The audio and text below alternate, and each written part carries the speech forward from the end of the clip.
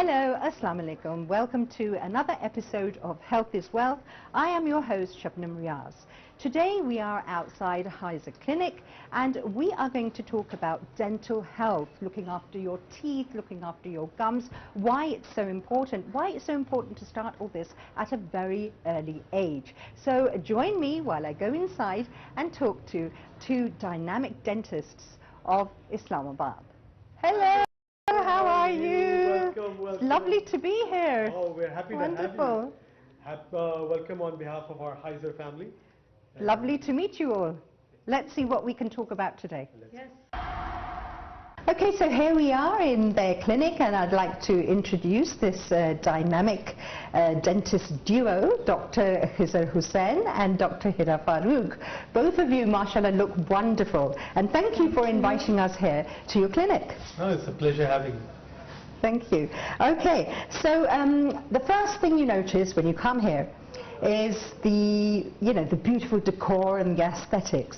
So, I wanted to know who's behind that. So there are a lot of minds behind this, quite a few. When we were starting out and we wanted to build our first place, this is our first place, so it's a bit of a labor of love. So there's a lot of heart in this. You can tell. Yeah. You can tell. So every piece that you see, every item, all has a backstory. They've all been handpicked. Wow. They all mean something. And this was specifically for your clinic. Absolutely. All these things that you got here. When Hyra goes shopping, the first thing on her mind is we're getting this for the clinic. It's home is later, husband is later, clinic is number one. So she's always like, this will look nice here, this will look nice there. We need to, have the latest techniques. So she wants to always invest in the newer techniques and the newer machineries that are coming. Right. And overall, it was a meeting of a lot of minds when we were building this place, including her father's, my family's. Right. A lot of architects, a lot of friends that are interior designers, but yeah, the basic vision was ours and we wanted it to reflect our personality and our vision as well, like how we want to go forward, what we want to be perceived as. Right. And feel very homely as well. Exactly. And at the same time, we want scared when they're waiting in the waiting room. They don't feel stressed and anxious. There are no teeth pictures. You won't see any scary X-rays. That is such a good idea. Yeah. I didn't realize that. That was one thing I really wanted, that no teeth pictures and no X-rays and nothing to scare you while you're waiting. True. It's already very scary coming to a dentist. That is so true, and in fact that is one of my number one questions, the phobias. Yeah. I don't know why it is, but there are so many medical procedures that go on every day. What is it with dentists? I mean, honestly, and I would recommend to anyone who has a phobia to come to Dr. Khizar and Dr. Hyra, mashallah. I mean, just looking around the clinic and looking at you both, I think you would forget all your nervousness and all your phobia. But how do you deal with nervous patients? Okay, so there's different types of nervous patients. Not everyone's nervous, by the way, now because of the awareness and this and that. People come very readily and happily, especially our patients that have already all gone through treatments, so they already have an idea. They, in fact, if you don't call them, they call themselves, our time is here, so you haven't called us yet. But a lot of these traumas, they stem from childhood traumas. Right. And it's that, when they were younger, they weren't treated as gently as they could have been treated. So that trauma carries on in their adult life. And, but we figure, okay, as long as we give them a good treatment, a comfortable, a nice, good experience, that will sort of counteract that previous experience that they've had. And we do practice pain-free dentistry here. We have a lot of things that help us do that. Right. So a lot of new techniques, a lot of things, procedures that we do that makes the procedures pain-free. Okay. So people are very comfortable. Once they have their first appointment with us, they know it's very comfortable and it's going to be not going to be painful. It's all about developing a trust, isn't it, with the patient? So what are those pain-free procedures? What is available for patients? So there are different types of anesthesias that we use. Before giving the anesthesia, we do some procedures that will make the anesthesia completely painless. Okay. So those are the things that we do. And a lot of it is also counseling the patient. Right. So making them comfortable, making them feel comfortable. That does 50% of the work as well.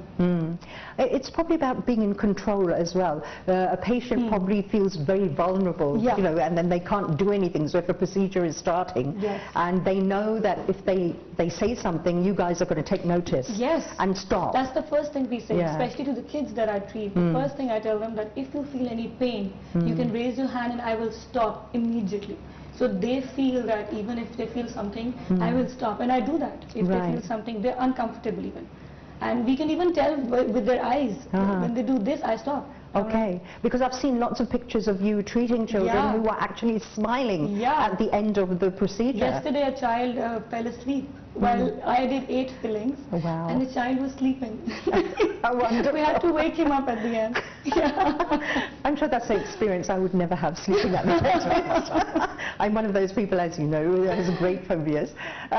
Dr. Khizar, tell us about the awareness, the cultural awareness in Pakistan when we're talking about dental health. Unfortunately, it seems that we had to educate people a lot in that department. You're absolutely right. As far as Pakistan is concerned, I have this conversation with a lot of people, and we're doing our best to raise awareness, but it should start at home. Like if you were living in, I mean, right, it's not right to compare, but if you were living in a more developed country, not saying that Pakistan is not developed, but more developed country, if you were a child, your parents would have already told you about how many times you're supposed to be brushing, you're supposed to be flossing. There'd be a certain amount of awareness there. Unfortunately, the parents themselves are at some level clueless about it, so they're not imparting that knowledge onwards. If the parents weren't doing it, then the schools would be doing it. Your teachers would be telling you, there'd be campaigns, there'd be programs where awareness would be being raised in the students themselves. If that wasn't happening, then the TV would be doing it. You'd be running ads, you'd be running awareness concepts all through television. I mean, at some level, you would have some idea about how to take care of yourself at a very basic level. Unfortunately, it's not happening as much as we'd like, but that being said, we're doing our best to spread awareness, and we make sure we educate our patients on everything. It's not just come, get your treatment and go. We educate them, and we're hoping that this thing will pass on to their children, and they'll pass it on to children. We are also doing other things. We want to do mass awareness as well. We do go to schools and we talk to children and we talk to their teachers. So we're hoping in our own small little way, we obviously want to go bigger than this, but in our own small little way, we're making a difference. I have a suggestion for you too. You should have a YouTube channel where you would be, imparting this awareness. We've actually thought about it, and we might do it soon, but just the time that we don't get. But we are going to probably do that. It would be really good. That's actually a really good idea, because we've had some experience, like a lot of groups get in touch with us. They get in touch with us. Just short videos. Maybe just here in your clinic. It wouldn't take too much time. Yeah, you're absolutely right. We have been thinking about it for a while, though, so I think we just need to get down to it. Yeah, and I'm sure that would be an immense hit, and you'd have loads and loads of subscribers. The best thing would be that people would be learning. So, because now everybody's on social media and everything, so that would be a great way to impart that knowledge. We spoke about this before we started recording, and very interesting when you mentioned that usually what happens, because of this lack of awareness, because of this resistance to go to the dentist, and if you have another problem, we'll be more serious about it. What starts with a cavity is ignored, which then goes to a root canal, which then goes to a very painful extraction. How do we work around this, and what can you tell our viewers about this, and how to prevent this sort of, it's a behavior, is it denial, what is it? I think it's multifactorial. Not going to the dentist also for regular checkups is one of the most important things that I've noticed. People only come to the dentist when the tooth is already hurting or already broken or is beyond repair. So no regular checkups are being done, people don't come, and so basically she's absolutely right. I mean, regular checkups is key, that you come every 6 months, get yourself checked. You're supposed to come for your cleaning anyway every 6 months, and that gives the dentist a chance to have a look around, see if there are any new developments. But also at home, like they'll see something and they'll ignore it, or they'll say it'll go away. This is quite a phenomenon, like, and then it'll just fester, and there'll come a point where they'll be in pain, and they'll be in quite severe pain, and they'll manage it with painkillers, not knowing that things are actually getting worse. And that is what will drive them to the dentist in the and end. then and then they're going to come, and then things are. I mean, what could have, like you said, what could have started off as a simple filling is now a root canal or an extraction. I'm guilty of all of the above. Okay, you mentioned the cleaning. That would be scaling, yes, isn't scaling. it? A lot of people are wary about scaling. They say, you know, oh, don't go and get scaling done, and it'll make teeth loose or whatever, and so many misconceptions. Please clear them for our viewers. So I've got my own theory about this. Okay. I have a feeling that some person went to a dentist one day, and they did their scaling, and their teeth either got sensitive or they started moving, and then they passed that information on to their friends and neighbors, and it must have spread like wildfire, because we hear this a lot. We hear this a lot. Every day, at least once. Okay. It'll weaken your teeth, or it'll remove the polish from your teeth, and they'll become really sensitive. Or it'll remove a layer or something like that. Absolutely not true. Absolutely not true. You're supposed to get your, there's no downside to having clean teeth. You're supposed to get it done every 6 months. It improves the health of your gums. It makes your teeth stronger. So there's no downside. There's only an upside. Is it painful? Not done right. Nothing is painful. Not at all. Okay. For someone with sensitive gums? So that's another thing. This is one thing you have to keep in mind. If someone already is predisposed to sensitive gums, you take that into account, and you do the procedure according to that certain situation, and hopefully she won't have any problems. It's much better to get rid of the dirt and the calculus and the plaque and the tartar, whatever you may call it in different parts of the world. It's much better to get rid of it than keep it out of fear, because it's just going to make things worse. They're not going to get better. They're only going to get worse. So it's better to remove it than have it just because of some fear or, you know, not knowing. Okay. So that is very valuable information, and as Dr. Khizar and Dr. Hyra said, after every 6 months, do get your teeth cleaned. It will not, you know, damage your gums or your teeth, whatever, all those misconceptions that are out there. And 6 months, you were saying about the checkup, the general checkup that you should have as well. That's very important. So here we're talking a lot about preventive medicine, aren't we? That you're having your checkups done, you're having your scaling done, and so you are actually making it easier both for yourself and for your dentist.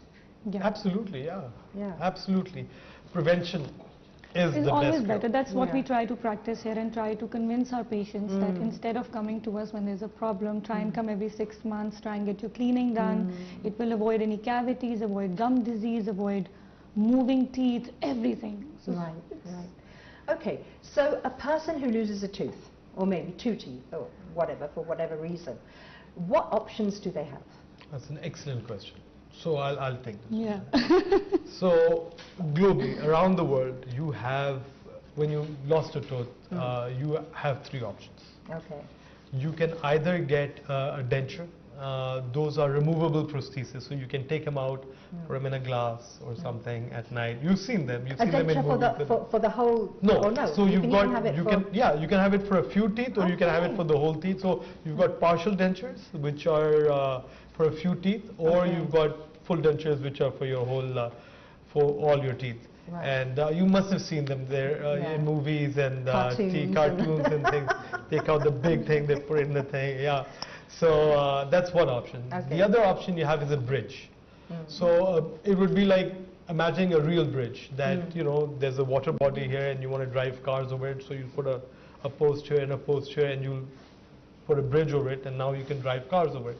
It's similar to that. So you take your front, if this is a tooth area where your tooth is missing, you'll take the front tooth in front of the tooth and the tooth behind it, and you'll sort of grind it down, and then you'll have 2 crowns attached to a fake tooth, and those 2 teeth will be holding that tooth in the middle. So that's a bridge. Your third option is an implant, where you place a high-grade titanium screw into the bone, and you just give a tooth on top of it, and you don't affect the surrounding teeth or the adjacent teeth at all. So these are your three options. There are other options, sub-options within these options, but this is the three main options. Which are the more popular nowadays? Implants are the most popular right now nowadays, and that's something we promote as well for multiple reasons, including just the idea that I mentioned right now, that you don't have to grind the front and back tooth, so they're not affected at all. Right. There's many, I could speak about it all night, but we don't have time for that. So yeah, that is probably the best option. Okay. For multiple reasons, multiple reasons. Right. And you also offer surgical and non-surgical implants. Can you explain the difference between those? So a surgical implant would be where we incise your gums and we expose your bone. Whereas in a non-surgical implant, we don't have to like do any cutting or stitching or anything like that. We already have all the information that we need, and we make a small incision, not even an incision, a punch hole, and we go through that and we place the implant, and there's no downtime, there's no stitching, there's no bleeding even. So it's that's one of the services that we offer. Right. Okay. When we talk about, we spoke about children as well, them coming in and having, you know, a good experience as well. How do you deal with them when they come inside? Because children are very curious as well, and they want to know exactly, especially, you know, children nowadays. They want to know what's going on. So for them, it's very interesting. Well, isn't it? Yes, so that's one of the things. Yes, that's one of the things I do. I sometimes, even the kids who really want to see what's happening, I even give them a mirror. They want to see what's going on. They want to see what's happening. What am I using? They'll even ask me what materials I'm using, what things I'm using. So the best way to go about it is to tell them everything, explain it to them, so they're more comfortable then, and they feel like they're a part of the process. That's one of the things that we do. Okay. People with gum disease, how does a person know they have gum disease, and what should they be doing about that? Because that is also a major cause for losing teeth. Yes. Yeah. So can we? Yeah. So I feel that the way we look ourselves in the mirror, we don't really. I mean, when we look at ourselves in the mirror, we're not really looking. We're just seeing something, and we're not really observing. And very few people actually, while they're brushing their teeth, look inside and examine their mouth, and the signs are there. Like if you lower your lip down, have a look in the mirror, you'll see, if you see a discoloration, or if you see, you can tell when things are a little off. Like your gums might not be as pink as they should be. They might be redder. They might even have a purplish hue to them. Of course, bleeding is a major sign, but by the time they bleed, they already know something's wrong. So, but gum disease starts way before the bleeding stage starts. Okay. There are things coming into effect that if you look at, you can actually see them. Like I mentioned earlier, the color change and things like that. So if we take the time out to actually, you know, examine ourselves every day, look inside our mouth, we could probably solve a lot of problems a lot sooner. So let's talk about oral cancers as well, because that's something maybe that, you know, I've heard from a lot of people that have been of this. Is this something that is on the rise, or is it something that is picked up by the dentist? What's happening here? A lot of diseases, cancer unfortunately being one of them, can be detected by the dentist earlier. To answer your question, yeah, I think all forms of cancer is on the rise generally, and there's multiple theories behind it: processed food, not, you know, smoking, and other habits coming on the rise as well. Generally, I think cancer is on the rise anyway. Early detection, as with oral cancer, with any other cancer, early detection is key. So again, we're going back to the same point of, you know, visiting the dentist on time, because he's the one who's going to spot it. Either that, or you're having a good examination at home. You're checking yourself regularly as you check your hands or you check your face when you go out. Open your mouth, have a look inside, make sure everything's all right. There's a big awareness campaign for breast cancer going on nowadays, which is all about self-inspection.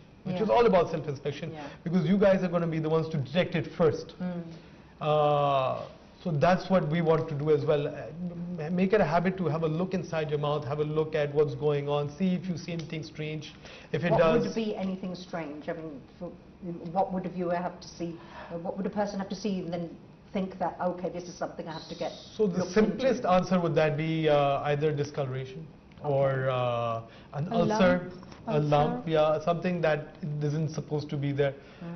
Even if it's not hurting. Even if it's not, especially if it's not hurting. Especially if it's not painful. Right. Not painful. Something different, a little growth, even an ulcer. And there's no harm. I mean, if you go to a dentist with a small, something that you consider is very small, no one's going to say like, you know, no one's going to laugh at you and say, what are you doing here and this and that. You know, it's a medical profession. Very concerned about your health. We want you to be healthy. So so have a look at it and don't feel any shame or any reluctance and be proactive enough to go. That is such an important word, proactive. I mean, that's something we lack when it comes to our health. We'll be proactive in other things. True, very Absolutely. true. But I don't know what it is that when it comes to health, we always, for some reason, try and ignore things that are going on, not just our dental health, but other things as well. So we need more campaigns, more sort of dinner table conversations as well when we get together about, you know, being on top of your health. Definitely. Absolutely, and I feel the change coming. Like I'm feeling that the conversation is now this. People are having more conversations about, and that's where it starts. You need to start with the conversation. So people are having more conversations out. There is a lot more awareness. There is a lot more awareness as far as general health is concerned. We want to push that further into oral health as well.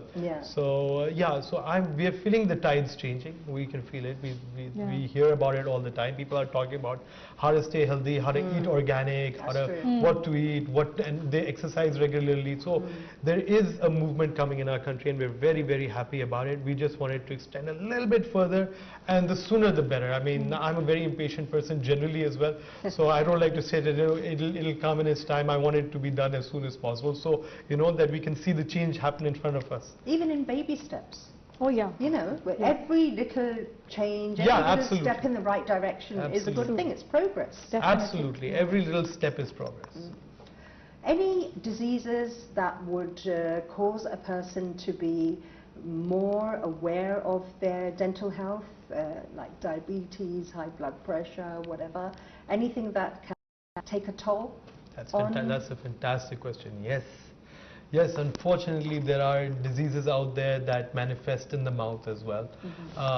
Like you mentioned, diabetes being one of them. Diabetic people need to be more conscious about their oral health because they're more prone to infections and decay. Slow healing. Their healing is a little slower.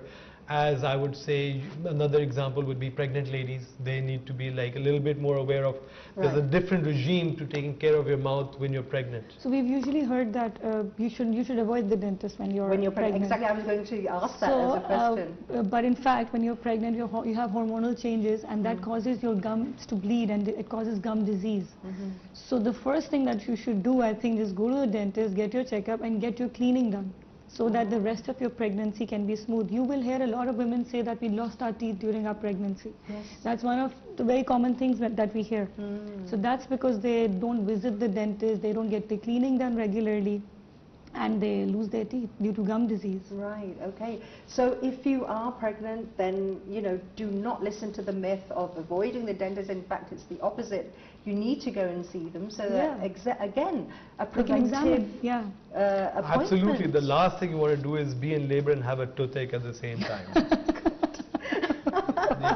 What a combination. The last thing you want. So true, so true. Okay, so the first one, is it only sugar that causes cavities? All right, so sugar is definitely the main one. Is the simplest form of energy that we get as well, and it's the same for bacteria. It breaks down faster in bacteria. So sugar is probably the main one. Of course, sugar isn't the only one. You've got other, so it's called karyogenic, as things that cause cancer are called carcinogenic. In our dental lingo, we call it karyogenic, things that cause caries or cavities to be formed. Sugar is right up there. Then you've got other sources of food like, you know, meat, meat, vegetables, but not as fast. They'll do it slowly, but not as fast as sugar. Sugar is the fastest. But it's definitely not the only. Not the only It culprit. needs to have bacteria for that. It needs to stay there for a certain amount of time. Right. So all of these things act together. To have an optimum sort of an environment. So even if you're having sugar and you're keeping your teeth really clean, yeah. there is a chance that you might not have cavities. Right. And also the health of your teeth matters. So low vitamin D causes your teeth to weaken. And then it's easier for the bacteria to cause cavities. That's a very important point. That's one of the things as right. well. So all these things in combination can... Excellent. Yeah, he has made a very strong point. You can be eating sugar and chocolates all day, but as long as your teeth are clean, and what I mean by clean is that you eat sugar or you have a bar of chocolate, but you brush your teeth after. Just keep them clean, will minimize your chances. It takes 10 minutes for the sugar to start acting and start forming a cavity, bacteria to act on the sugar. So I usually tell all the kids, patients, you can't obviously tell them not to eat anything sweet at all. That's unfair. That's unfair. And that will be the last trip to the... if they're like, go there and they're going to say that. Exactly. So I tell them that if you're having sugar, if you really want to have it, try and limit the intake, and also when you're having it, try and brush your teeth within 10 minutes. So that really helps them. Excellent. Okay. Myth number 2, the harder you brush your teeth, the cleaner they will get. Oh, yikes. We get that all the time. We get that all the time. We've seen so many cases. It's really prevalent. I think it's always been prevalent, but even more so now. Brushing, have you heard of that saying, ke katra katha patthar ko bhi, you know, like even a single drop every day will melt a stone. Yeah. That they brush every day and they brush hard. So enamel, the outermost, it's the hardest structure in your body. It's harder than bone, the outside layer of your teeth. So can you imagine how hard and how often you have to brush every day for that to come off? To wear that down. To wear that down. Oh and my we've God. seen multiple. Probably every day we see cases of people that are brushing too hard. And that obviously leads to other problems. They've got sensitivity issues, they've got weakening issues, they've got multiple issues. So so obviously you shouldn't be brushing too hard. Should not brush hard, brush very gently, brush twice a day but very, very gently. And there's a way to brush. There's a way to brush. And again, you can get that off the internet. You know, you can get multiple videos. You can get so much information nowadays that if you are confused. So the internet's a very tricky place. Okay. There's a lot of misinformation out there as well. Right. So where you could be getting a lot of right information, you make the wrong click, and you're also getting a lot of wrong information. Okay, right. Ask your dentist. It's very simple. Just ask your dentist. Ask them what toothbrush suits you. So every person has a different way of brushing their teeth as well. So we advise them accordingly. Even people using electric brush are brushing really hard. So they're moving their hands a lot, applying a lot of force while using the electric brush. That's also damaging their teeth. Okay. So the best way is to ask your dentist. Talk to your dentist, ask him to give you a demonstration. If you're regular, he'll know if you're brushing too hard. And like I said, early detection, and we can solve a lot of problems. And it's pretty basic. I mean, that's the most basic thing that you start with when you're talking about looking after your teeth. And imagine if you're doing that all wrong. The rest is sort of like disastrous. Okay. Our next myth, flossing isn't important. Flossing is super important, I feel. Super important. So let me explain it to you really quickly. So brushing, you're getting all surfaces of your teeth. Right. No, you're not. Oh. No, you're not. Okay. So if you're brushing, you're getting your the surface that's facing outside your cheeks. We call it the buccal. You're getting the top. You're getting the inside. Well, what about the area in between your teeth? The brush isn't really getting in there. So, and by the way, that's the second most common place of getting cavities is in between your teeth. Right. So what's going to help it is flossing. You can't brush in between your teeth. That's why flossing is so important. And that's where all the food sticks anyway. And that's where most of the food. So like I said, flossing is super important because there's no way you can brush in well, there are brushes, but not everyone has them. Brush in between your teeth. So that's where the floss comes in. That's why we've been pushing the flossing, or now water picking or water flossing now. So absolutely, it's very, very important to floss your teeth. Okay. Another myth, baby teeth aren't important. Oh, they are very important, very, very important, because they will maintain the space where your permanent teeth will come. So if you're losing your baby teeth, you're finishing that space, because other teeth will come and take that space. And the permanent tooth will not come where it's supposed to come, because it will not have any space. There's a lot of things that the kids have pain. So when they have pain, you have to go for root canals in babies and then extraction. So there's then as soon as you spot a cavity in a baby, please bring them to a dentist. In fact, even if you don't spot cavities, just bring them for regular checkups. And by baby, how old do you mean? Since as soon as the tooth comes out. The first tooth? Yeah, the first tooth comes out, start brushing. Oh my God, people don't do that. People don't do that. They don't do that. They don't even brush baby teeth. So we have patients coming in, they don't brush their teeth since even if the kid is like 4 years, 3 years, they're not brushing their teeth. Oh my God. And it causes so many cavities, so many problems. The kids are in pain, they don't eat. That is so important, because Dr. Hyra just said that the first tooth, imagine a little, 4 months, 5 months, and then you have to start looking after that tooth and brushing it. That's something many people... One of the key things that we do is we're not going to blame the kid. Yeah. We're going to blame the parent for, because if the kids, if the child's teeth are not in shape, it's the parent's fault. Yeah, of course. Okay, another one that I've widely heard of ever since I was a kid as well. Lots of people mention this. If you have hot and cold straight after one another, your teeth will fall out. Where does this come from, and is it true? Well, it's not true. It's not true. It's not true, but it's not the best thing you can do to your teeth either. Okay. I mean, just like your own body, you wouldn't you don't want to overheat it and overcool it too quickly. Like, you don't go out in the heat immediately from a very cold room. Yeah. So same of thing. Of course, your muscles will freeze or something, I don't know. But I don't think your teeth will fall out or something. They won't fall out, but it's not really good for them. Like, you don't want to change temperatures that fast. Right, right. Basic common sense. Yeah. Yeah. So where all else fails, basic common sense. Something that lots of people talk about, if a child is young and they're using a pacifier or they're sucking their thumb, they say that that's a reason for teeth to get misaligned? Yes. The front teeth? Okay, is that true? That's not so much of a myth as it's a fact. It's a fact. Yeah. Okay. So when your child sucks his or her thumb, or when they use a pacifier, what they're doing, among a few other things that they're doing, is they're pushing the palate upwards, causing something we call a hive wall. So your palate isn't as flat and as wide as it should. It's a little longer, a little shorter, and that could cause misalignment. So that one is true. Of course, yeah. Okay, so that one is true. So imagine all those people, because many grandmothers are saying to their children that don't do that, don't give your kid a pacifier, and don't stop this habit of sucking their thumbs, because they're going. So that one is true. Nanny knows best. She's right. So that's one to take away as well. Okay, another one. Only children will benefit from braces. So also this is also not true. Children of course benefit from braces, and so will adults.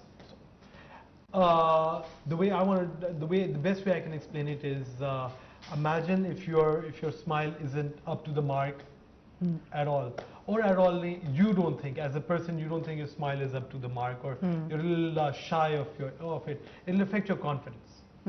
It'll affect your confidence, and your confidence will affect a whole lot of other avenues of your life, socially, and just being able to communicate. We'd have so many grown-ups that while we're talking to them, we'll have a joke, and then they'll cover their mouth. And they're very shy. They're very shy. So I don't think at any level your quality of life, something that you can fix, that you can have a better quality of life, should be affected.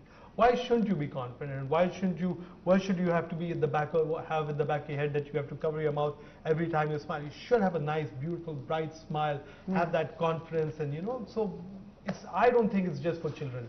I think if you're an adult, you feel it's affecting your looks, you should definitely get it done. And by the way, braces, the concept of braces just being a cosmetic proposition, that it's only for looks, is wrong as well. There's a very, very, very strong functional element to it as well. It'll help you chew better. It'll straighten your teeth out, so your oral will be better. Again, if we go into the details of it, or why you should have your teeth straightened, it's going to take a long time. So just take the word of The dentist. Yeah. Right. We spoke about cosmetic uses as well for patients. What is available? It seems that there's a lot going on now as well when we talk about lasers, we talk about, you know, different sort of procedures to make a smile look better, or as you said, enhance somebody's confidence. What is available? And, you know, as you said that there are lots of things on the internet that you shouldn't be a bit wary about, educate us as well as to what you can get done safely and what isn't such a good idea. So most dental procedures are safe. Okay. I mean, they're very regulated and they've been around for a very, very long time. And no dentist, I mean, there's obviously, we're considered doctors, so there's a certain amount of responsibility there that we wouldn't want anything that causes too much damage, or we want to do something that go against your best interest. But to answer your question, there are multiple procedures to like enhance your smile and cosmetically. I think I'll let Dr. Hyra handle that one because yeah, there's a lot of things now. There's veneers, there's whitenings even. The whitening that we do is 100% safe. So there are no side effects, there's no sensitivity. We haven't had any patient complain of sensitivity. Right. And there are composite bondings that we can do. That's a bit of a layer on top of your tooth without any grinding, without changing your original teeth. You just put something on top of your teeth that will make them whiter, and they'll change the shape as you like. So there's a lot of things, and all of them are very, very safe. None of them damage your teeth. So yeah, and lasers are there. Lasers. Yeah, there's gum whitening now. We do that Gum, as well. gum whitening. Gum bleaching, yeah. Gum, so plain of Why would you dark want gums. white gums? So not whitening, it's basically bleaching, so to make them pink again. So a lot of people come and complain, smokers mostly, they complain of gums with black pigmentation, so they've darkened gums. Like lips, the gums become dark as well. Right. So we have lasers for that, and we treat those and they become pink again. Right. So thank you so much, both of you, for all this information. And you know, I'm sure the viewers, it has been really educational for them, and it has promoted a lot of awareness. But right now, we're going to walk inside your surgeries and have you guys show us about what you do best. Great. Yeah, absolutely. Let's go. Let's go. Okay, thank you both of you for all that information, and you know, it has been so mind-blowing, because there were a couple of things that you guys said that I had no idea about. I'm sure that our viewers felt the same way as well. So now let's see you guys in action and the magic that you do, and let's head off into your surgeries. Right, Great, let's go. Okay, so let's move into this room first, and can you tell us something about the procedures that you usually are doing here? Sure. So this is where the magic happens. Okay, Hyra, so this is where you work your magic. Yes, this is where I treat kids, this is where I do all my aesthetic procedures, and we are doing a lot of other aesthetic procedures as well, like skin procedures, PRPs, hydrofacials. So that's very interesting. Yes. Having all these sort of facilities as well at the dentist's office. Yes, because we have to treat the whole patient, you know. Okay. So if somebody is having trouble with their looks, we try and treat all of it. We try and treat their teeth along with we do fillers and Botox as well. So we try and treat the whole face. The whole face. That's pretty interesting. That's a sort of spin on the dentist's office, that you're not just getting your teeth done, you're actually getting something done to your face as well. Fantastic. Exactly. Okay, so how do you deal with a nervous child? They come in, they see the chair, all those gadgets. What is your usual way of engaging them? So the usual way is first to try and be friends with them. Tell them that you're their friend. Then I have a lot of, I call it magic here, because I'll show you later. When you turn the light on, you don't have to touch it. It's very magical. And there's a lot of brushes, and there's a lot of things going on which have sensors in it, so kids get fascinated. And I have a lot of presents for the kids, so they really enjoy it. And I try and make the kids a part of the whole process. Like this light, for example. So I tell them it's magic, and it'll turn on. So they really enjoy these things. Fascinated. I give them toothbrushes and presents, so it's a lot of fun for them. So it's something that they look forward to. Yes, definitely. In fact, a lot of patients call me and tell them that my kid is lying, that he's having a toothache, and he wants to go see Dr. Hyra. This happens so many times. Oh, wow. And patients, the kids just come and they want to see us, they want to meet us, they want to take a present and go back. Fantastic, that's wonderful. Okay, so if we move a bit closer to the dentist chair, what is this? It looks very interesting. So this is the whitening light. When patients want to get their teeth whitened, we apply a certain gel and then we turn this light on and we do certain cycles and they walk out with white teeth, as white as they want. How long does it take? It takes a 10-minute cycle each, so about 3 cycles, 30-45 minutes, and you can walk out with white teeth. And they're really happy with the result? Every time, they love it. They, in fact, a lot of people message me and send me pictures later on, and they love it. How long does it last? Yeah. It depends on your habit. It can last anywhere from 6 months to even 3 years. It totally depends on how you take care of them. The smoking, the tea, it plays a role. Right. So yeah, but there's a lot of maintenance kits that we have. We give them those also. Right. And this is a light? This is the magic light. This is the magic light? This is the magic light. Okay. So see, you don't have to touch it, and kids love it. Kids love how it turns on. Yeah. Great. Yeah, okay. And those are what? Drill machines? Those are my drill machines, which I call magic go brushes for the kids. And that's a very important thing. One of those right there is an ultrasonic scaler. So that's one of the safest way of cleaning your teeth, ultrasonic scaler. Even if you turn it on and put it on your hand, it will not do anything. So something as soft as your hand, as your skin, it will not damage that. So it's that safe for your teeth that it will definitely not damage your enamel or the polish on top. Ultrasonic scaling is the way to go. Right, so that's sort of replacing the usual scaling. The old manual ways of scraping the deposits off. We don't do that. All right, so we can see a lot of these things here. They look like drills, I think. And what is this one over here? So this is an ultrasonic scaler. It is one of the most important things at a dental office. This is not, there's no grinding involved in it. When you turn it on, and even if you put it on your hand or your lip, it will not do anything. So it's that gentle on your gums and that gentle on your teeth. So there is that myth of damaging your teeth with scaling.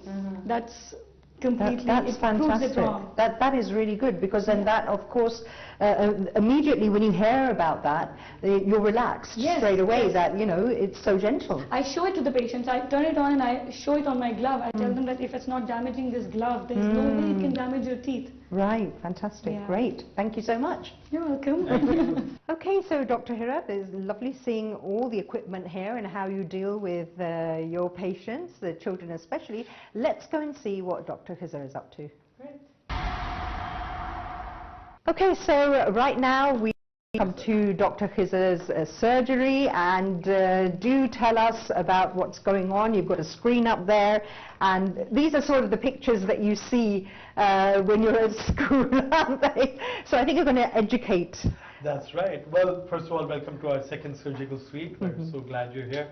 So one of the reasons we were actually discussing what we can explain to you almost at school level, so we can start off with like dentistry 101 almost. Okay, great. So so let's give you a very quick basic lesson in your teeth, and so this is actually a cross section of a tooth.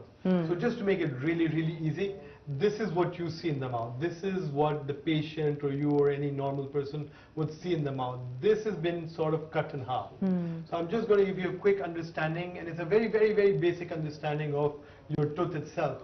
So your outermost layer, as we all know, and we've heard this word a lot, is called the enamel. Right under the enamel is another layer called the dentine, which is this slightly browner part here. Right. And under that, right somewhere in the middle of your tooth, are your nerve and blood vessels. Wow. So when you get a cavity, and the way you get a cavity is, let's say a food particle gets stuck right here, right on top. And what will happen is, over time, the bacteria, that's a natural part of your mouth, the natural flora of your mouth, will go and sort of, like, in the simplest way of saying, it will eat that food and it will release an acid. And what that acid will do is it will cause a little bit of a cavity over here, a sort of like a little depression. Now this is a catch-22 situation, because because now that you've got a cavity, there's more food going to get stuck. Okay. And now more food is getting stuck, more bacteria is acting on it, more acid is being released. That cavity is getting bigger and bigger and bigger. So another big misconception misconception people have is they get cavities, it'll somehow fix itself. It won't. It won't just get ever. worse. No, it'll just get worse. It's not like a broken bone that if you break it and you put it in a cast and it'll heal itself. It doesn't work that way. Because of the way it's set up, it's just going to get worse. So as soon as you see a cavity in the mouth, that's the time to fill it. Because if you don't, what's going to happen is as it gets deeper and deeper, once it touches the pulp chamber or gets close enough to the pulp chamber, you're going to start feeling sensitivity. And sensitivity is what we define as a feeling of hot and cold to outside substances like cold water or soft drinks or whatnot. And that's the first sign that things are really bad now. Okay. So, but once it hits the pulp chamber, now you have that thing that's the most famous toothache, you know, thing that people talk about. My tooth is hurting. So that's the beginning of that, when that acid touches that tooth. So it's quite far gone when the pain happens. Yes. Okay, as you were explaining, if you have your cavity here, will that cause any pain? It may or may not. Okay. But you'll be able to see it. Well, at some level you'll be able to see it. You'll see a darkening discoloration or a black spot or something. Unless it's in between your teeth, why you should floss. So yeah, you're absolutely right. It has to be pretty far gone to get all the way to the pulp. Right. So it won't, and this won't happen overnight. This takes a while. So and once it does hit the pulp and you have that extreme pain, now you only have two real options. Either to extract the tooth or to root canal it and then crown it later. So it's always better to get it filled while it's up here. It's faster, it's cheaper, exactly. it's less painful, it's everything. It's the easier option. I mean, if you just look at that visual demonstration, you'll be able to actually understand what they're saying. It's self-explanatory. If you just put it off, own it, you're just going to end up with spending more money, going through more pain, and at the end of the day, even maybe you're in danger of losing a tooth. Absolutely, yeah. So just like any disease, any disease as God forbid cancer or even something like the flu, the sooner it's taken care of, the better it is. Right. Okay, now can you tell us something about your equipment? We went to Dr. Hyra's clinic and we saw the magic lamps and the magic light and everything. What magic do you have waiting for us here? Well, I had this taken out for you. This is a dental laser. Okay. This is something that's now taking over the older way of doing things. This is a more later technique of working. So that's a bio-lace laser, which is one of the gold standards in dental lasers. And what this would do, among many other things, it does quite a few things, but what it'll actually do is it'll replace the previous way of doing surgeries.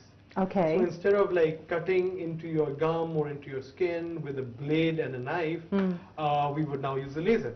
Okay. And what that would do is there would be a lot less bleeding, there'd be a lot less pain during and after the surgical procedure. Okay. And apart from that, it will remove ulcers. It's also going to be used in your, like we mentioned earlier, the gum whitening and lots of other procedures. So this is one of the things I said we must have at the clinic. Right. It's new age, it's high tech, and this is the way to go. It does something really interesting as well. It does pain therapy. So if you have pain in your joints, therapy. Yes. So if you have a pain in your joints, you can do the therapy with it, and it actually works really well. Pain exactly where? So in your jaw? Pain in your joints, like the jaw, TMJ. Right. We can do a therapy with this laser, and it helps a lot with it. That's fascinating. Fascinating. So could you show us how this works? Oh, absolutely. But for that, you need to have special eyewear. Okay. So you need to wear Let's put these on. Okay. With lasers, there's a certain amount of protocol that goes into safety. So I'll ask your camera crew as well not to look directly exactly. at the laser. Exactly. So once you have these glasses on, that's a fiber optic cable. Right. So you have to be very careful not to bend it at a weird angle. Okay. So the tip is actually the working end.